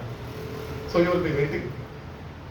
క్యాలెండర్ తిరిగిపోవాలనుకుంటుంది, తిరిగిపోతుంది. అట్లా మన జీవితాలు కూడా అంతే. దేవుని దగ్గరకు వచ్చేసాం, నమ్ముకున్నాము, కార్యాలు జరిగిపోవాలి. క్యాలెండర్ తిరిగిపోదమ్మా. 24 hours గడియారం తిరిగినాకే క్యాలెండర్ తిరుగుతుంది. అవునా? అటు రీతిగానే మన జీవితం మారితేనే దేవుడు రాజ్యంలోనికి చేరగలదు. కాబట్టి దేవుడు మనకి ఇస్తా అన్నాడు. నీ హస్బెండ్ నీకు చెప్పుంటాడు ఏమని, నెక్స్ట్ బర్త్డే అని ప్రామిస్ చేసి ఉంటాడు. కానీ దేవుడు అంటున్నాడు, మేబీ టుడే, ఈ రోజే నేను ఇస్తాను నీకు, సిద్ధమున్నా. ఒక్కవేళ నీ భర్త నెక్స్ట్ బర్త్డే ఇయర్లో నీకు నెక్లెస్ ఇస్తా అన్నాడు, ఇదే బర్త్డే రోజు రాత్రి 11:30, 12 షాప్ క్లోజింగ్ టైంలో తీసుకొని వచ్చేస్తే ఏమనుకుంటాం చెప్పండి. ఆడలు పైసలు పెట్టుకున్నాడు కానీ కావాల్సింది ఇవ్వాలి. లేకపోతే డబ్బులు వచ్చినాయి కనుక, నన్ను ప్రేమించాడు కనుక తెచ్చేస్తాడు. అంటే ఒక వస్తువు కొరకు మనము అంత ఆసక్తిని కనపరుస్తూ కలిగి జీవిస్తున్నామే. దేవుడు అక్షయమైనది ఒకటి ఇస్తా అంటున్నాడు. దానిపై ఎంత ఆసక్తి కలిగి ఉంటున్నాం మనం ఈరోజు. ఈ లోకంలో తాత్కాలికమైన వాటి కొరకు నువ్వు ఆసక్తి చూపుతున్నావే, అవి చుట్టం రావు, అవి నీకు సుఖాన్ని ఇవ్వవు, అవి నేను ప్రభు సన్నిధికి నడిపావు, ప్రభు సావాసంలో ఉండనియవు.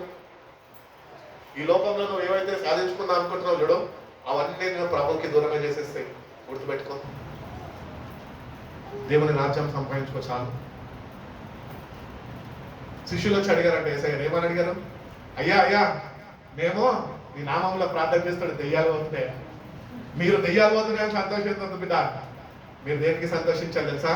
మీ నామాలు, your names are return in the book of life. దాన్ని బట్టి మీరు ఆనందించారు.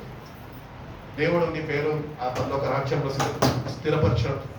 కాబట్టి దేవుని దగ్గరకు వచ్చిన మనము ఆయన రాజ్యము మీద మన మనసుని నిలిపి పొందుకున్న రక్షణని ఏమాత్రము నిర్లక్ష్యం చేయక మనం దాన్ని జాగ్రత్తగా చూసుకొని ముందుకు కొనసాగించే వారిగా మనము ఉండాలి. కాబట్టి దేవుడు మనకు ప్రోత్సహిస్తున్నాడు, వాక్యము ద్వారా ప్రోత్సహిస్తున్నాడు. ప్రార్థనలో ఆత్మస్వరూపుడుగా మన పక్షాన ఉండి నేటికి కూడా తండ్రి కుడి పక్షాన విజ్ఞాపన చేస్తున్నాడు. అంటే ఆయన ప్రార్థన మనల్ని బలపరుస్తుంది. నేను అనుకుంటాను, ఆయన అక్కడ విజ్ఞాపన చేస్తున్నాడు కనుక ఈరోజు క్రైస్తవులుగా మనం ప్రార్థన చేయగలుగుతున్నాం. లేకపోతే క్రైస్తవులుగా మనం ప్రార్థన చేసే క్రైస్తవులం కాదు.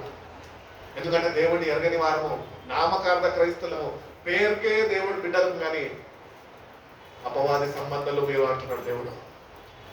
కాబట్టి జాగ్రత్తగా మన జీవితాన్ని మనము చూసుకుందాం. ప్రకటన గ్రంథం ఒకటి చూసుకుందామండి. ప్రకటన గ్రంథము 22వ అధ్యాయము 20వ వాక్యం. ఈ సంగతులను గూర్చి సాక్ష్యం ఇచ్చేవాడు అవును త్వరగా వచ్చుచున్నాను అని చెప్పుచున్నాడు. ఆమేన్. ప్రభు అయిన యేసు రమ్ము. కాబట్టి సాక్ష్యం ఇచ్చుచున్నాడు. ఏమనిస్తున్నాడు? నేను త్వరగా వస్తున్నాను.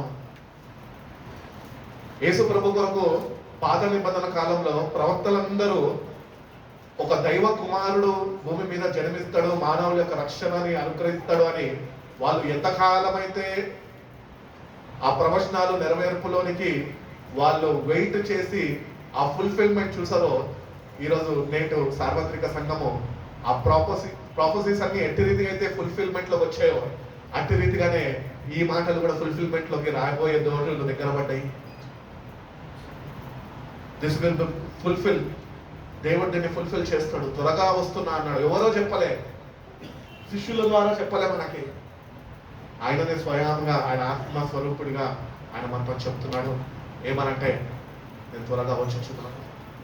కాబట్టి ఆయన వస్తుండగా మన జీవితాన్ని మనం సరి చూసుకొని దేవునికి సమీపస్తులే ఈ లోకంలో వేటి మీద అయితే జయాన్ని పొందుకోవాలో, జయాన్ని పొందుకోవాలంటే not only addictions, not only your ఏమంటారు అచీవ్మెంట్స్, లేకపోతే నీ మనసుకి నచ్చిన అన్నిటి మీద చేయాలని పొందాను. ఈ లోకాన్ని నేను జయించాను అన్నాడు ప్రభు. నేను అనుకుంటాను యేసయ్యని నమ్ముకొని పరిశుద్ధమైన జీవితం చేస్తూ రక్షణ వచ్చేస్తా. లోకాన్ని జయించాలి, బంగారాన్ని జయించాలా, ఆస్తిని జయించాలా, డబ్బుని జయించాలి, అందరిని జయించాలి, దేవుని కొరకు నిలబడాలి, వాళ్ళకే రక్షణ. కాబట్టి ఆయన త్వరగా రాబోతున్నాడు. అది ఫుల్ఫిల్మెంట్లోకి రాబోతుంది. అది ఎప్పుడు ఫుల్ఫిల్మెంట్లోకి వస్తుందో ఎవరికి తెలియదు. కానీ ఫుల్ఫిల్ అయ్యింది. ఏమైంది? యేసు ప్రభు యొక్క జన్మ ఫుల్ఫిల్ అయ్యింది. నేను ఒకటే చెప్తాను, అది ఫుల్ఫిల్ అయిందంటే ఇది తప్పగా ఫుల్ఫిల్ అవుతుంది. కాబట్టి మనమే మధ్యలో ఉంటున్నాం కనుక జాగ్రత్తగా ఉండాలి. ఒకవేళ జాగ్రత్త ఉండకపోతే ఆయన వచ్చేస్తాడు. ఎందరు జాగ్రత్త వహించి ఉన్నారో, ఎందరైతే జాగ్రత్త కలిగి ఉన్నారో వాళ్ళు మొత్తం వెళ్ళిపోతారు. జాగ్రత్త వహించని మనము విడబడిపోతాము. కాబట్టి ఇది ఫుల్ఫిల్మెంట్లోకి రాబోతుంది. కాబట్టి ఆ ఫుల్ఫిల్మెంట్ అవ్వక మునిపే మనకి అప్పగించేసుకుందాం. ఈ లోకం మీద నుంచి మన మనసుని తిప్పుకొని ఆయన మీద నిలుపుదాం. ఎవరి మనసు అయితే నా మీద నిలుపుతారో వాళ్ళు పూర్ణ శాంతి గల వారే ఉంటారు. కాబట్టి మన మనసు ఆయన మీద నిలపాలని ఆశించాడు. అందుకని ఆయన కల్వరి శిలువలో కూడా వీడు నన్ను జ్ఞాపకం చేసుకున్నాడు. ఆయన మనసు అంతా నువ్వే, నీతోనే నింపబడ్డది ఆయన మనసు. అందుకని నీ కొరకు దారపోయగలిగాడు, ప్రాణాన్ని రక్తాన్ని చిందించగలిగాడు. ఆయన మనసు అంతట్లో నువ్వు నేనే ఉన్నాం, ఇంకొవ్వరం లేము. కానీ మన మనసులో ఎవరున్నది ఈరోజు? ఆయనేమో చెప్పుచున్నాడు నేను త్వరగా వస్తున్నాను, మనమేమో సిద్ధపాటు లేని వారిగా మనము ఆచార భక్తుల ముందుకి కొనసాగుతున్నాము.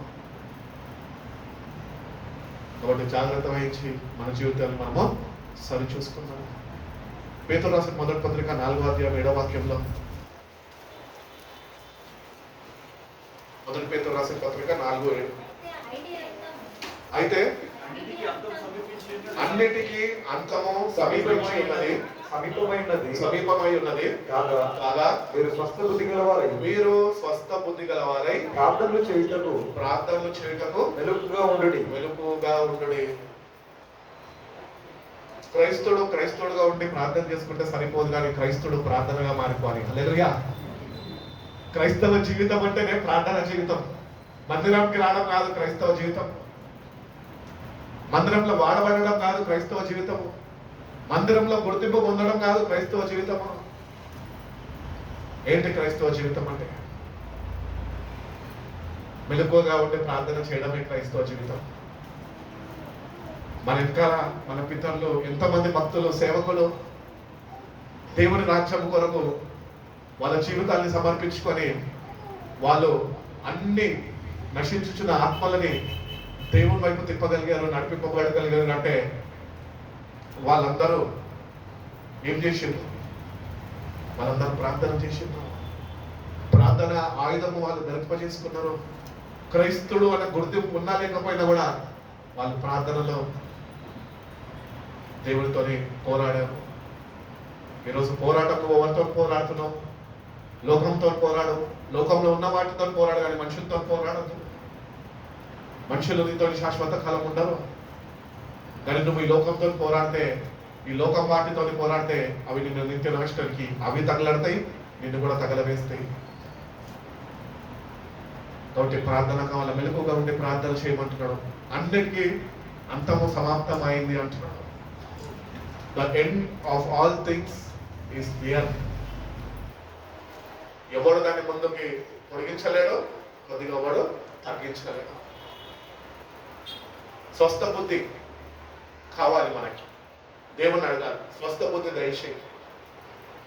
దేవుడు తన జ్ఞానంతో నింపితే, తన ఆత్మతో నిన్ను అభిషేకిస్తే, తన ఆత్మతో నిన్ను బలపరిస్తే, నువ్వు నిజంగా మార్పు చెందిన వాడిపై దేవుని సావాసంలో నిలిచి ఉంటే కనుక నువ్వు స్వస్థ బుద్ధి కలిగిన వాడిపై ఉండగలుగుతావు. స్వస్థ బుద్ధి కలిగిన వారు ఏం చేస్తారు తెలుసా? ఆయన రాబోతున్నాడు, అన్ని అంతమించబోతున్నాయి కాబట్టి తప్పించబడాలి అని వాళ్ళని వాళ్ళు జాగ్రత్త చూసుకుంటారు. వీళ్ళే స్వస్థ బుద్ధి కలిగిన వారు, అందరు క్రైస్తులు కాదు. ఒకటి స్వస్థ బుద్ధి కలిగి ప్రార్థన చేయుటకు వెలుగుగా ఉండాలంట. ఎప్పుడన్నా ప్రార్థనలో గడపచ్చు, ఎక్కడన్నా గడపచ్చు ప్రార్థనలో. నువ్వు ఎక్కడున్నా దేవుడి ప్రార్థనను వింటాడు. కానీ క్రైస్తవులుగా నామకార్థ ప్రార్థనలు చేస్తుంటే ఆయన వినలేడు. నీ ప్రార్థన దేవుని చిత్తానుసారంగా ఉన్నప్పుడే దేవుడు నీ ప్రార్థనను ఆలకిస్తాడు. సువార్తలో చెప్తూ ఉంటాడు, పాపుల యొక్క ప్రార్థన నేను ఆలకించను. మనం అందరం పాపులమే.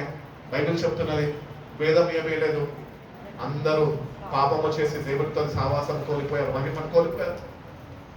పాపులైన మనని తిరిగి మళ్ళా ఆ మహిమతో నింపడానికి ఆయన ఎంతో శ్రమ పడుతున్నాడు. నేటికి కూడా తండ్రి కూడా పాఠశాలకు వచ్చారు.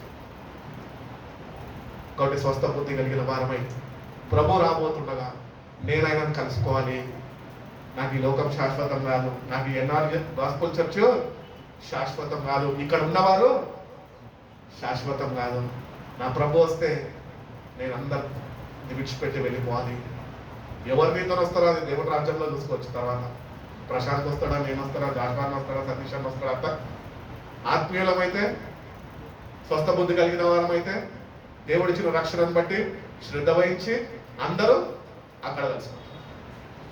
ఇక్కడ కలుసుకోవడంలో అదేమీ గొప్పతనం లేదు. అక్కడ కలుసుకోవడంలో వినలేని సంతోషము, నిత్యము ఆనందం. అక్కడ బైబిల్ చెప్తున్నది ప్రకటన గ్రంథంలో, అక్కడ రాత్రి ఉండదంట, పగలు ఉండదంట, ఆయననే వెలుగుగా ఉంటాడంట. అక్కడ కన్నీరు దుఃఖము ఏమీ ఉండదు. అటువంటి శాశ్వతమైన రాజ్యము దేవుడు మనకి ఇవ్వాలని ఆశపడుతున్నాడు. కానీ ఇంకా మన జీవితాన్ని మనం సరి చూసుకోక స్వస్థ బుద్ధి కలిగిన వారమే కాక ఇంకా దేవుడు వస్తాడులే. మనందరికీ తెలిసిందే, క్రైస్తవ కుటుంబాల నుంచి వచ్చాం కదా. జోయల్ ఉందంత చిన్నప్పటి నుంచి మా అమ్మ చెప్తున్నారంట, ఏమని, బైబిల్ మిషన్ యోధ సాయి గారు ఆయన చెప్తా ఉండేవారంట మా అమ్మకి. మా ఇంట్లోనే అసగేసేవాళ్ళంట, ప్రభు రాకడ వచ్చేస్తుంది. మరి ఏది 70 సంవత్సరాలు వచ్చేసింది. కానీ ఇంకా సమయం ఉంది అని మనము నిర్లక్ష్యం చేయొద్దు. ఎప్పుడైతే మనం నిర్లక్ష్య స్వభావంతో ఉంటామో అప్పుడే ప్రభు వస్తున్నాడన్న భయం నీలో ఉండాలి. అర్థమవుతుందా? ఆ భయము దేవుడిలో పుట్టించాలి. మనలో ఉండదు భయం. మనం బరి తెగించిన వారం, మనం ఉత్తలే చూసుకుందాంలే. అక్కడ నడవవు, కళ్ళెగరేసుడు తలెగరేసుడు అక్కడ నడవదు. కాబట్టి జాగ్రత్తగా స్వస్థ బుద్ధి కలవరాయి ప్రార్థన ఆత్మతో నింపబడి ప్రార్థన చేయి. దేవుడు నీకు ఎవరి గురించి భారమించడం వాళ్ళ గురించి ప్రార్థన చేయి. అంతేగాని వాళ్ళని ద్వేషించద్దు, వాళ్ళని దూషించద్దు, వాళ్ళని ప్రేమించు. ప్రభు నిన్ను ప్రేమించాడు కదా, నువ్వు వాళ్ళని ప్రేమించడం నేర్చుకో అంతే. కానీ ఒకటి ఏంటి చేయగలసా, ప్రార్థన చేయి. నీ శత్రువులో సైతం నువ్వు ప్రార్థన చేయాలని బైబిల్ వాక్యం సెలవిస్తుంది.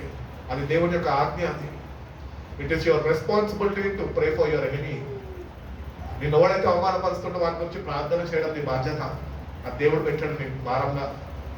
అది నువ్వు చేయకుండా దేవుడు రాజ్యంలో పోతా అంటే ఎట్లయితే స్వస్థ బుద్ధి కలిగిన వారమై ఏ క్షణమైన అందరము మనము ప్రభు రాకడ ఎత్తబడిపోవాలా. సంఘంలో ఎట్లా ఆనందిస్తున్నామో అందరం కలిసి అట్లా ప్రభు రాజ్యంలో అందరం ఆనందించాలి. ఈ తాత్కాలిక సంతోషం కొరకు మనము లోకంతో రాజీ పడద్దు. ప్రభు కొరకు ప్రభు సన్నిధిని అనుభవిస్తూ ఏ క్షణమైన ప్రభు మా సంఘస్థులందరూ, మా కుటుంబం అంతా నీ రాజ్యంలో ఉండాలి.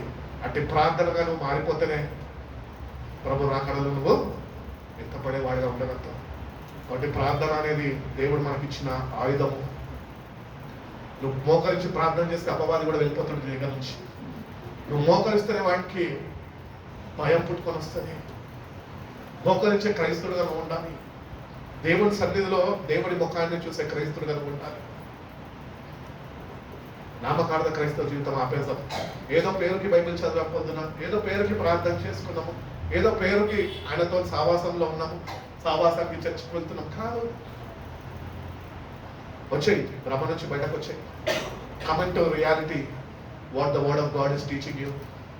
దేవుని వాక్యము ఏమైతే నీకు తెలియపరుస్తున్నదో, బోధింపబడుతున్నదో కనువిప్పు కలిగి దాన్ని రిసీవ్ చేసుకో.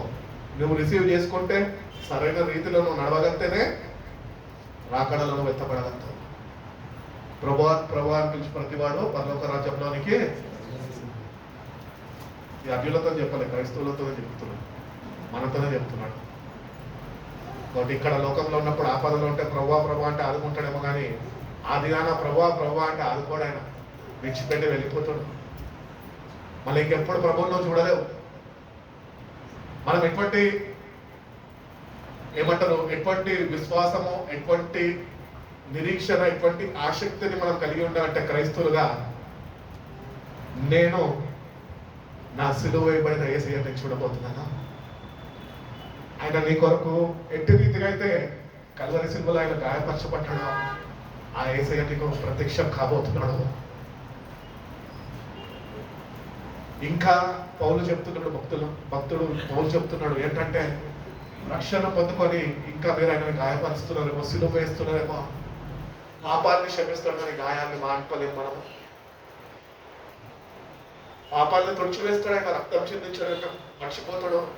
కానీ నువ్వు ఆయన గాయపడితే కనుక ఆయన ఏమాత్రము తట్టుకోలేడు, సహించలేడు. ఏదన్నా పడితే దాన్ని తుడిచివేస్తే పోతుంది, కానీ గాయపడితే ఆ గాయం యొక్క మార్గం ఉండిపోతుంది.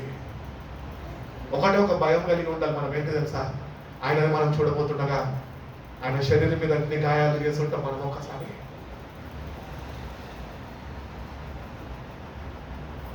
లెక్క పెట్టలేనన్ని గాయాలు మనం ఆయన చేసి ఉంటాం.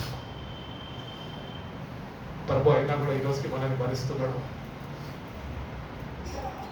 అందుకనే భక్తుడు అంటాడు, ప్రియ యేసురాజు నేను చూచిన చూడాలి, ఆయన చూడాలి. ఈ లోకంలో నువ్వు చూడడం నేర్చుకుంటే ఆయన రాజ్యంలో ఆయన నువ్వు చూడగలుగుతావు. ఈ లోకంలో నువ్వు ప్రభు అవ్వాలి, నువ్వు చూడలేకపోతే కనుక ఆయన రాజ్యానికి నువ్వు చేరలేని క్రైస్తవుడికి మిగిలిపోతావు.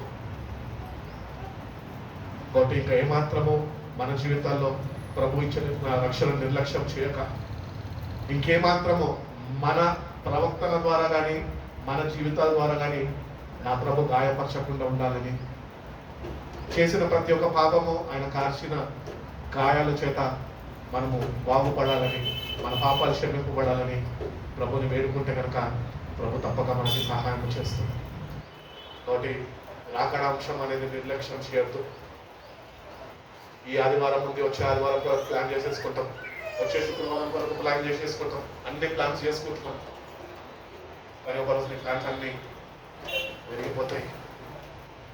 ప్రభు చిత్తము నెరవేర్చేవాడు మాత్రమే నిరంతరం నిలవగలుగుతాడు.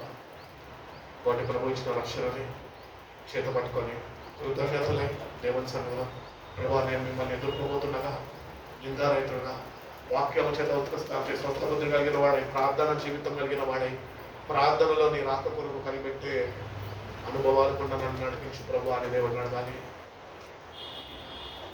ప్రార్థన అందరూ చేసుకుంటాం, అందరూ ప్రార్థన చేసుకుంటాం, కానీ ప్రత్యేకమైన ప్రార్థన మనకు కావాలి. ఏంటి తెలుసా, ప్రభు నీ రాక కొరకు నన్ను సిద్ధపరిచయ్యా.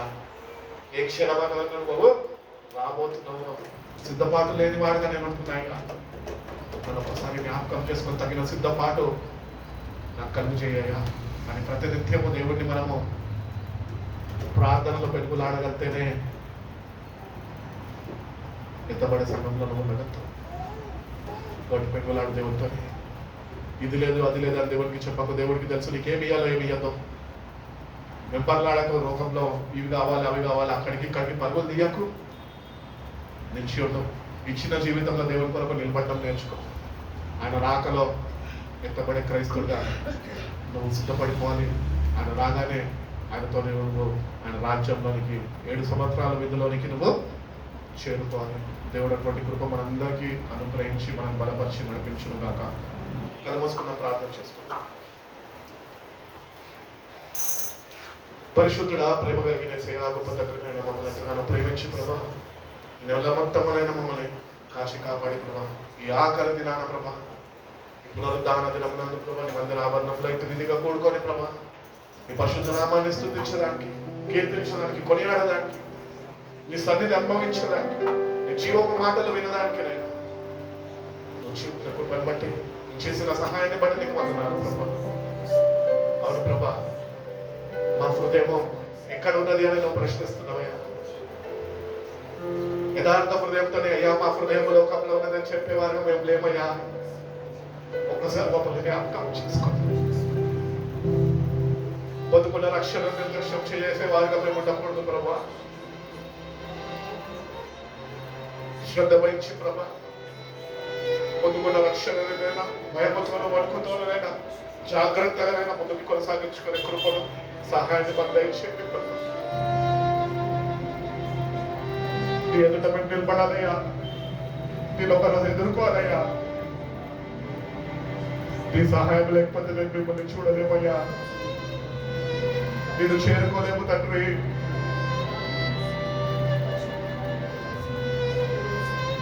మమ్మల్ని ఒకసారి జ్ఞాపకం చేసుకోండి. బలహీనుల ప్రభా బలపరచగలరా, నీ వాక్యము చేతనైనా ఉదక స్నానము చేయబడే కృపను మాకు దయచేయండి.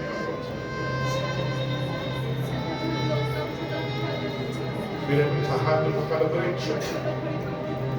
విన్న వాక్యాన్ని మీరు కంటే ఫలింపచేయండి. ఆత్మస్వరూపుడిగానైనా మీరు మాతో మమ్మల్ని బలపరుస్తున్న విధానం బట్టి నీకు స్తోత్రం. అదే పరిశుద్ధాత్మలోని తగిన సిద్ధపాటును అనుగ్రహించండి. ఈ లోకంలో ఉన్న వాటిని దేన్ని ప్రేమించకుండా ఉండడం మీరు మాకు నేర్పించండి ప్రభా. కేవలం నిన్ను నీ వాక్యాన్ని ప్రభా నీ సన్నిధినైనా మేము కలిగి జీవించే కృపను దయచేయండి. ఈ లోక భాషలన్నీ గతించిపోతాయని వాక్యం సెలవిస్తుండగా ప్రభా, వాటితో మేము కూడా గతించిపోకుండా ప్రభా ఈ వాక్యం చేతనైనా మమ్మల్ని బ్రతికించండి అయ్యా. మీరు ఇచ్చే రక్షణను వెంట కొనసాగించాలో మీరు మాకు నేర్పించండి అయ్యా. మీరు మాకు తోడుగా ఉండండి, మమ్మల్ని మేము దర్శించండి. మీ సన్నిధిలో వచ్చి మేము ప్రార్థిస్తుండగానైనా మా పాపాలు మీకు అడ్డుగోడుగా లేకుండా ప్రభా వాటిని కొట్టివేయండి ప్రభా. నీ ముఖ దర్శనమునైనా మేము చూసేవారిగా, నీ వెలుగుని మేము పొందుకునేవారిగా ప్రభా, మన ఉన్న చీకటినైనా మేము తొలగించుకొని ప్రభా ఆత్మ సంబంధులైనా మేము మానబడే కృపను మాకు దయచేయండి. దేవుని ఆరాధించు వారు ఆత్మతోనూ సత్యంతో నన్ను ఆరాధిస్తారని వాక్యం సెలవిస్తుందయ్యా. ఆత్మతోనూ సత్యంతో ఎంత రీతిగా మిమ్మల్ని ఆరాధించాలో మీరు మాకు నేర్పించండి ప్రభా. సత్యాన్ని మాలో ఉంచండి, అసత్యాన్ని మాలో నుంచి తీసివేయండి ప్రభా. యథార్థంగా మేము ఎంత రీతిగా మేము నడుచుకోవాలో మీరు మాకు నేర్పించండి ప్రభా. మీరు మాకు నేర్పించకపోతే మేము ఏమీ చేయలేమయ్యా. మా శక్తి కొద్ది మేము ఏమీ చేయలేము ప్రభా. మీ సహాయం మాకు అనుగ్రహించండి, చేయబట్టి నడిపించండి. నేను కలుసుకొని క్షణం రాబోతున్నాను ప్రభా. మమ్మల్ని మేము సరి చూసుకోవాలి ప్రభా. తగిన సిద్ధపాటు కలిగిన వారమై ప్రభా మేము ఎదుర్కొని మహా సంతోషంతో మమ్మల్ని నింపండి. నా ప్రభు నా కొరకు రాబోతున్నాడు, నా ప్రభువుని నేను చూడబోతున్నాను అన్న విశ్వాసము నిరీక్షణతో ఉంటాడా మీరు మమ్మల్ని నింపండి ప్రభా. మీరు ఇవ్వబోతున్న రాజ్యము కొరకునైనా మా మనసుని నేను ఆ రాజ్యం మీద నిలిపే ప్రభా. అది కొనుక్కొని కృపను మా ప్రతి ఒక్కరికి మేము దయచేసి మా జీవితం ద్వారా కదా ఈ లోకంలో జీవించినంత కాలం నీ కొరకు సాక్షులుగా మీ ప్రేమని చాటి చెప్తూ ముందుకు కొనసాగే కృపను మా ప్రతి ఒక్కరికి మేము దయచేస్తున్నాము. వచ్చిన ప్రతి ఒక్క బిడ్డనైనా మీ చేతులకు అప్పగిస్తున్నాము. దుష్టుడి యొక్క కంటి నుంచి బిడ్డని మీరు మరుగుపరిచండి కదా. మీ పరిశుద్ధాత్మతో నేను నీ వాక్యంతో నేను బిడ్డల జీవితాన్ని క్రీస్తు అనే బండ మీద స్థిరపరచండి. మీ పరిశుద్ధ రాకడ కొరకునైనా పరిశుద్ధ వస్త్రము ధరించుకొని మేము ఎదుర్కొని కృపను మా ప్రతి ఒక్కరికి మేము దయచేస్తున్నాము. విన్న వాక్యాన్ని నేర్కండి ఫలింపజేయమని యేసయ్య పరిశుద్ధ నామంలో ప్రార్థన అడిగి వేడుకొచ్చున్నాము పరమ తండ్రి.